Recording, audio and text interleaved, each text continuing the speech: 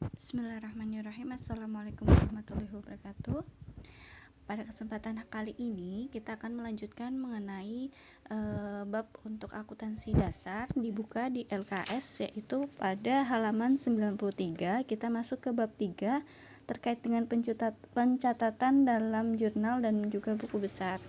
Nah, di sini Ibu akan menjelaskan mengenai transaksi dan bukti transaksi sekaligus dengan mekanisme debit dan kredit. Nah, dibuka halaman 94, kita ketahui bahwa transaksi keuangan itu sendiri merupakan bukti pertanggungjawaban terkait dengan pelaksanaan kerja pada atasan bahwa transaksinya telah dilakukan. Nah, biasanya transaksi itu disertai dengan bukti. Kan kita biasanya kalau beli ke supermarket itu kan biasanya dikasih struk tuh. Nah, di situ struk itu sebagai tanda bukti atas pembelian. Nah, kemudian di LKS kita dapat melihat ya bahwa transaksi itu sendiri ada dua, yaitu transaksi internal dan eksternal. Kita bahas dulu yang pertama, yaitu transaksi eksternal, di mana perusahaan itu berkaitan dengan pihak luar perusahaan. Misalnya kita beli, kita jual, kita bayar, kita terima, dan juga menyelesaikan pekerjaan dari perusahaan lain. Misal dalam hal ini bukti-bukti transaksi yang terkait yaitu ada faktur. Faktur itu dokumen untuk pencatatan penjualan yang secara kredit. Nah, kemudian ada kwitansi bersangkutan dengan terima uang yang udah dibayarkan.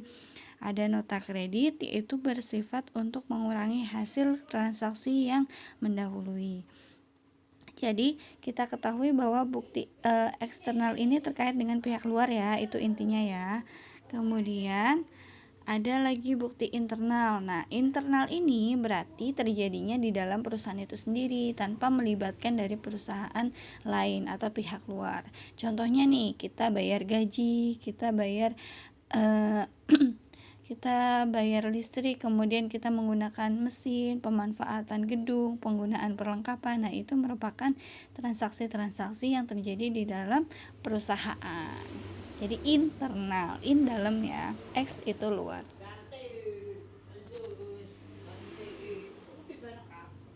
Nah, kemudian di sini untuk bukti transaksi internal itu sendiri, yang pertama ada memo. Memo itu dibuatnya oleh bagian-bagian atau pihak tertentu. Kemudian dia ditujukan untuk ke pimpinan perusahaan. Kemudian ada analisis bukti transaksi. Kalau analisis bukti transaksi yang tadi sudah Ibu jabarkan, bukti-buktinya ada terdiri dari 5 akun untuk menganalisis dari transaksi itu sendiri, yaitu harta atau aktiva atau aset ya. Kemudian akun utang atau liabilities, kemudian akun modal atau equities, kemudian akun beban atau expense, dan akun pendapatan atau income. Kita kembali kepada LKS.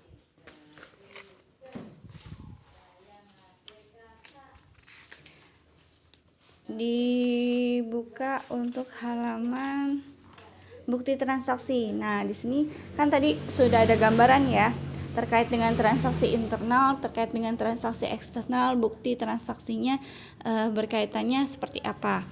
Kalau yang pertama di halaman 96 itu faktur. Faktur itu pembelian atau penjualan secara kredit. Ini berarti bukti transaksi eksternal. Kenapa? Karena kalau kita beli, jual kan gak mungkin kita orang dalam perusahaan itu juga. Pasti kita berkaitan dengan luar perusahaan. Misal kita beli barang atau beli mesin di perusahaan Panasonic dan sebagainya, berarti kan kita berkaitan dengan di luar perusahaan. Nah, itu faktur, itu adalah bukti transaksi eksternal. Nota kontan itu biasanya kita beli atau jual secara tunai ya, tunai, bukan kredit. Berarti ini berkaitan dengan bukti eksternal karena berkaitan dengan pihak luar juga. Kita beli barang tapi tunai. Kemudian nota kredit itu biasanya kita terima barang yang udah kita jual gitu. Nota debit kita kembalikan barang yang kita beli karena apa? Karena yang namanya nota kredit dan nota debit itu diperuntukkan untuk barang yang kita terima atau kita jual itu tidak sesuai pesanan gitu, atau rusak bisa. Kemudian kita beralih ke bukti transaksi internal, di mana ada bukti memorial yang tadi sudah disebutkan berkaitan dengan bagian tertentu di dalam perusahaan itu sendiri kepada pimpinan.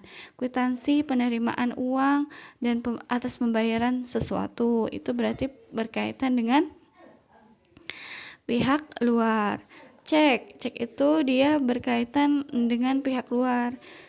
Apa itu cek? Yaitu surat perintah kepada bank dari orang yang menandatangani untuk membayarkan sejumlah uang yang tertulis di dalam cek.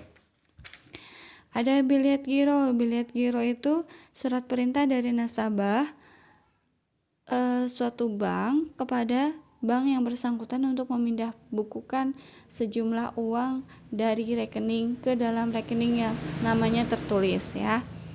Nah, di sini ada bukti kas masuk, ada bukti kas keluar. Kalau bukti kas masuk jelas kita terima uang tunai. Kalau bukti kas keluar, kita berarti mengeluarkan uang. Nah, bukti kas masuk, bukti kas keluar ini biasanya terjadi untuk bukti transaksi internal atau dalam perusahaan. Kita lanjut ya ke halaman 100 di mana kita akan membahas mengenai mekanisme debit dan kredit serta penjurnalan. Ibu mau jelasin yang mekanisme pendebitan dan pengkreditan dulu ya. Jadi, di mana yang pertama itu ada aset atau aktiva atau bisa disebutnya harta. Nah, jadi di sini saldo normal dari aktiva, aset atau harta itu adalah di debit. Jadi, misal kalau ada penambahan apapun, itu saldo normalnya di debit.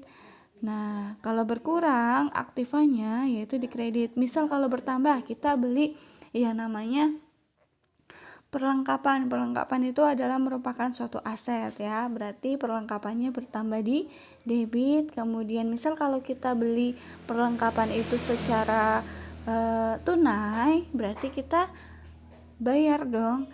Intinya gini, jadi kalau kita beli perlengkapan berarti perlengkapannya bertambah di debit. Kenapa? Karena asetnya menambah perusahaan. Terus kita belinya pakai apa? Kita belinya pakai kas. Kas itu juga merupakan aset. Aset berarti berkurang itu di kredit. Berarti jurnalnya kas di kredit. Kemudian yang di debit itu adalah perlengkapan. Untuk beban itu sendiri juga saldo normalnya di debit, di mana yang dimaksudkan itu sendiri kalau beban biasanya kita mencatatnya di debit untuk bertambah, kalau berkurang itu di kredit. Pref juga seperti itu, saldo normalnya di debit, kemudian di kreditnya dia tuh berkurang. Pref itu sendiri apa? Pref itu adalah pengambilan kas dari perusahaan oleh pemilik. Nah, jadi kita misal sebagai pemilik butuh uang untuk kepentingan pribadi. Jadi kita ambil uang dari perusahaan sekian untuk kepentingan kita. Misal bayar cicilan atau apa, tapi atas nama pribadi. Nah, berarti itu termasuknya ke akun Pref. Nah, berikut ada transaksi yang saldo normalnya di kredit alias bertambahnya itu posisinya di kredit. Kita lihat ya. Di sini ada akun utang pendapatan modal, dia tuh selalu bertambah di kredit, berkurangnya di debit. Oke, seperti itu. Transaksinya bisa dibaca-baca sampai dengan silakan dibaca sampai dengan halaman 104. Nah, di sini ada langsung yang jurnal. Dicek yuk sekalian yuk. Halaman 103. Contoh Juli 1. Indah menyetorkan uang tunai sebesar 30 juta sebagai investasi dalam perusahaan. Uang tunai atau kas itu berarti menambah ke dalam perusahaan. Menambah sebagai apa? Sebagai aset, ya, sebagai harta. Nah, tadi apa? Kalau harta, aset bertambah di mana? Di debit. Kemudian yang dikreditnya apa? Dia menyetorkan uang itu sebagai modal. Nah, berarti otomatis modalnya bertambah juga. 30 juta itu sendiri tadi disebutkan kasnya bertambah di debit, kemudian yang dikredit apa? Yang bertambah, yaitu modal. Dicek. Nah, tanggal 1 Juli di halaman 104. Nah, silakan dibaca. Nanti kalau ada hal yang kurang dipahami atau masih kurang paham, ya bisa ditanyakan secara online aja di kolom komentar, ditanyakan. Nanti insya Allah Ibu jawab. Terima kasih. Sekian materi pembelajaran hari ini. Ibu sedikit ada kuis ya. Jadi kuisnya itu nanti kalian silakan untuk mencocokkan di mana dia di debit, di mana dia di kredit gitu. Terima kasih. Wabillahi taufiq wal hidayah. Wassalamualaikum warahmatullahi wabarakatuh.